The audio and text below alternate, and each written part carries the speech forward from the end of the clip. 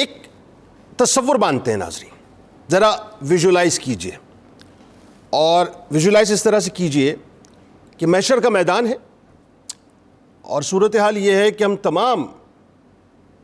تمام انسان جو ہیں وہ اللہ کے حضور حاضر ہیں۔ ایک نفسی کا عالم ہے، ہر ایک کو اپنی پڑی ہے صاحب، ہر ایک اپنی پریشانی کے اندر مبتلا ہے، ہر ایک اس سوچ میں ہے کہ کب کس کا حساب شروع ہوگا اور حساب کیسے ہوگا اور حساب کیسے دیا جائے گا۔ یعنی 50,000 برس کا ایک دن ہے، 50,000 برس کا، اکتا جائیں گے لوگ، تھک جائیں گے لوگ، گناہ گاروں کا پسینہ ان کے ٹخنوں تک، ان کے گھٹنے تک، ان کے کان کی لو تک آ رہا ہوگا، یہ عالم ہوگا، ایک عجیب کیفیت ہوگی۔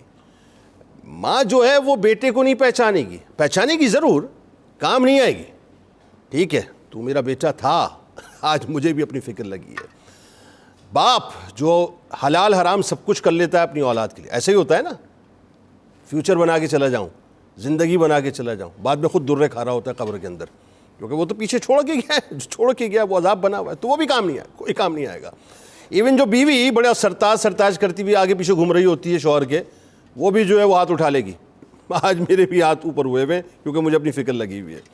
اور جو شوہر ہے وہ بھی بیچارہ جو اپنا سیاہ سفید اپنی بیوی کے لیے کرتا ہے، جولری چاہیے تو لے آتا ہے، جوتے چاہیے تو لے آتا ہے، صحیح غلط جو کچھ کرنا ہے جی بس اس کی ارمانوں کو پورا کرتا ہے، آج بھی وہ بھی کسی ارمان کو پورا نہیں کر پائے گا۔ تو ایک تصور ہے اہل محشر کے درمیان کہ کوئی کسی کے کام اس وقت نہیں آئے گا، یہ ذرا ایک اپنے تصور ایک ذہن میں باندھ لیجئے۔ اب آئیے، اب ذرا ویژولائز کیجئے کہ ایک اناؤنسمنٹ ہوتی ہے، اور یہ میں حدیث پاک کا کرکس آپ کو بتلا رہا ہوں، اس کا مفہوم بتلا رہا ہوں۔ ایک اناؤنسمنٹ ہوتی ہے، اور اناؤنسمنٹ یہ ہے کہ یعنی ایک طرف ذہن میں رکھیے سب حساب کتاب کے لیے منتظر ہیں، اور منادی اچانک ایک اعلان کرے گا کہ جس کا اجر اللہ کے ذمہ کرم پر ہے وہ اٹھے اور جنت میں چلا جائے۔ یہ پہلی اناؤنسمنٹ ہے۔ پھر اس کے بعد دوبارہ ایک اناؤنسمنٹ ہونی ہے، اور یہی سیم ورڈز ریپیٹ ہونے ہیں کہ جس کا اجر اللہ کے ذمہ کرم پر ہے وہ اٹھے اور جنت میں چلا جائے۔ اب ذہن میں رکھیے تمام لوگ جو ہیں وہ پریشان حال بیٹھے ہوئے، ایک نفسی کا عالم ہے، اور سب پسینے میں شرابور ہیں، عجیب صورتحال ہوئی ہے کہ بس کسی طرح سے وقت گزر جائے اور ہم اس عذاب سے جو ہے وہ باہر نکل آئیں۔ 2 مرتبہ اناؤنسمنٹ خاص لوگوں کے لیے ہو رہی ہے کہ جن کا اجر اللہ کے ذمہ کرم پر ہے وہ اٹھیں اور جنت میں چلے جائیں۔ اب سوال اٹھے گا کہ وہ کون ہیں، یعنی جن کا اجر اللہ کے ذمہ کرم پر ہے؟ بھائی ذرا امیجن تو کیجئے اس بات کو، مطلب مثال کے طور پہ یہ بلا تمثیل عرض کر رہا ہوں، میرا اجر کسی کے ذمہ ہو، انسان کا اجر انسان کے ذمہ ہے، اس کا اجر میرے ذمہ ہو، انسان کا اجر انسان کے ذمہ ہے۔ انسان کی ایک سرٹن لمٹ ہے، اپنی کیپیسٹی کے مطابق جو ہے وہ اس کو ریوارڈ دے سکتا ہے، اس کو ریٹرن دے سکتا ہے۔ جسٹ امیجن جس کا اجر اللہ کے ذمہ ہے وہ اللہ تعالیٰ کتنا بڑا اجر اس کو عطا کرے گا جس کے بارے میں ہم تصور بھی نہیں کر سکتے۔ تو سوال ہوگا کہ وہ کون ہے بھائی بتائیے تو صحیح، کہ جس کا اجر اللہ کے ذمہ کرم ہے۔ منادی کیا پکارے گا معلوم ہے؟ منادی پکار کے کہے گا وہ لوگ جو لوگوں کی خطاؤں کو معاف کرنے والے ہیں، ان کا اجر اللہ کے ذمہ کرم ہے۔ اب ہوگا یہ کہ تیسری اناؤنسمنٹ ہوگی، اور تیسری اناؤنسمنٹ اس طرح ہوگی کہ جس کا اجر اللہ کے ذمہ کرم پر ہے وہ اٹھے اور جنت میں چلا جائے، یعنی تیسری بار اسی بات کو ریپیٹ کیا جائے گا۔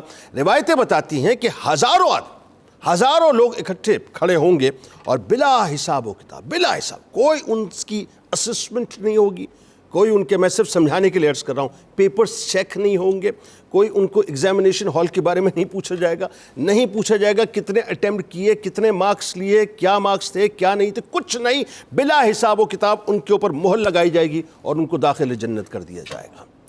یہ جو معاملہ ہے نا صاحب معاف کرنے کا، اس بات کو ذرا سمجھ لیجئے۔ آج ہماری زندگی کی سب سے بڑی انزائٹی یہ ہے کہ ہم اپنے دلوں کے اندر بنیادی طور پہ قدورتیں پال کے بیٹھے ہوئے ہیں، نفرتیں پال کے بیٹھے ہوئے ہیں، دشمنیاں پال کے بیٹھے ہوئے ہیں۔ ہمارا دل کسی کے لیے صاف ہوتا ہی نہیں ہے، الا ماشاءاللہ۔ لیکن صورتحال یہ ہوتی ہے کہ آپ میجورٹی کیسز میں دیکھ لیجئے، ہم اپنے دل کو مصفا کرتے ہی نہیں۔ زبان سے تو کہہ دیتے ہیں میں نے تجھے معاف کر دیا، زبان سے تو کہہ دیتے ہیں کہ میرا دل تیرے لیے صاف ہو گیا، زبان سے تو ہم کہہ دیتے ہیں کہ ٹھیک ہے میں نے بھلا دیا، لیکن اندر ہی اندر جو ہے نا ایک لاوا ہمارے پکڑا ہوتا ہے، اندر ہی اندر پکڑا، ہم اس کو معاف کرنے کو تیار نہیں ہوتے. یعنی ہم زبانی طور پہ تو اس کو یہ کہہ دیتے ہیں کہ ٹھیک ہے ہم نے سب کچھ بھلا دیا، ڈسکارڈ کر دیا، ڈیلیٹ کر دیا، لیکن آپ اپنی میموریز سے، اپنے میموری کارڈ سے اس کو ڈیلیٹ نہیں کرتے، اس کو ڈسکارڈ نہیں کرتے.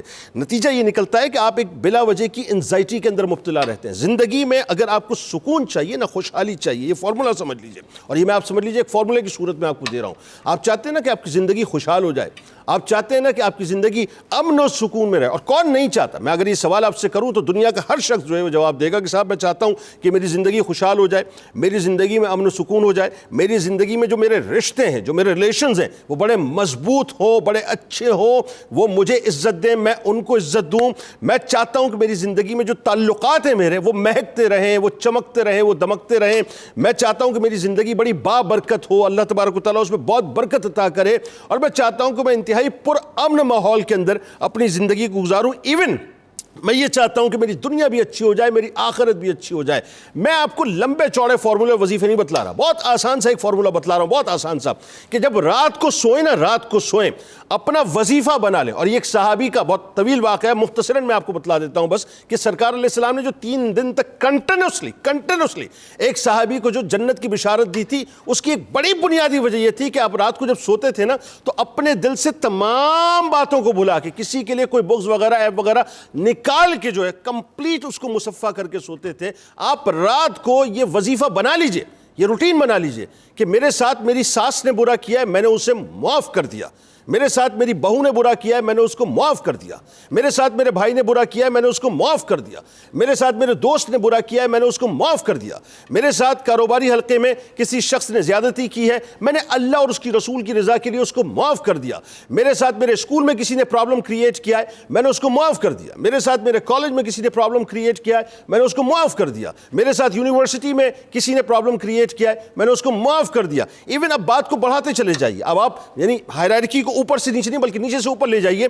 آپ اندازہ کیجئے اس وقت جو ہماری ٹاپ ایلیٹ ہے، چاہے وہ کسی بھی کلاس میں، چاہے وہ مذہبی کلاس میں ہو، چاہے وہ سیاسی کلاس میں ہو، چاہے وہ سماجی کلاس میں ہو، آج ہم ایک دوسرے سے گتم گتا ہوئے ہیں.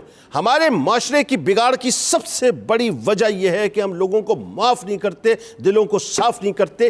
اتنے تنگ نظر، اتنے تنگ ذہن، اتنے تنگ دل ہو چکے ہیں ہم کہ ہم کسی کو اسپیس دینے کو تیار نہیں ہیں. نتیجہ کیا نکلتا ہے؟ نتیجہ یہ نکلتا ہے کہ سوسائٹی کے اندر ایک ٹربلنس پیدا ہوتی ہے، سوسائٹی کے اندر ایک بلا وجہ کی رفت پیدا ہوتی ہے، سوسائٹی کے اندر ایک کھچاؤ پیدا ہوتا ہے. اور آپ دیکھ لیجئے آج آپ کی سوسائٹی کے اندر تناؤ کی بنیادی وجوہات میں سے پہلی وجہ یہ ہے کہ آپ دشمنیوں کو اس لیول پہ لے جاتے ہیں، چاہے وہ سیاسی دشمنیاں ہیں، چاہے وہ مذہبی دشمنیاں ہیں، چاہے وہ سماجی دشمنیاں ہیں، چاہے کسی بھی لیول پہ آپ دیکھ لیجئے، اناد اور بغض سے بھرے ہوئے ہمارے وجود جو ہیں اور زبانوں سے انگارے برس رہے ہوتے ہیں. اور نتیجہ یہ نکلتا ہے یہ جو زبان سے ہمارے آگ نکل رہی ہوتی ہے، انگارے نکل رہے ہوتے ہیں، اس کے اندر کہیں بھی کسی بھی جگہ بھی کسی کے لیے کوئی سافٹ کارنر نہیں ہوتا، یعنی معافی کا تصور بالکل نہیں ہوا کرتا. نتیجہ کیا نکلتا ہے کہ آپ پوری سوسائٹی کو دیکھ لیجیے، آپ کو ہر طرف اناد نظر آتا ہے، ہر طرف دشمنی نظر آتی ہے، ہر طرف آپ کو جو ہے بے رحمی نظر آتی ہے، ہر طرف آپ کو صفاقی نظر آتی ہے، ہر طرف آپ کو درندگی نظر آتی ہے. ہر شخص جو ہے بھمبوڑنے کے لیے تیار بیٹھا ہوا ہے، بس مجھے موقع مل جائے، مجھے موقع ملنا چاہیے، پھر دیکھو میں اس کی کیسی گت لگاتا ہوں اور اس کو کہاں پہنچاتا ہوں. ہر شخص موقع کی تلاش میں لگا ہوا ہے. ہم معاف کرنے کو تیار نہیں ہیں. پھر ہم ایکسپیکٹ کیا کرتے ہیں؟ اللہ ہم کو معاف کر دے. پھر ہم ایکسپیکٹ کیا کرتے ہیں؟ اللہ ہم پر رحم کر دے. حدیث پاک کا کرکس ہے، جو یہ چاہتا ہے کہ اس کے اوپر رحم کیا جائے اسے چاہیے کہ وہ دوسروں پر رحم کرے.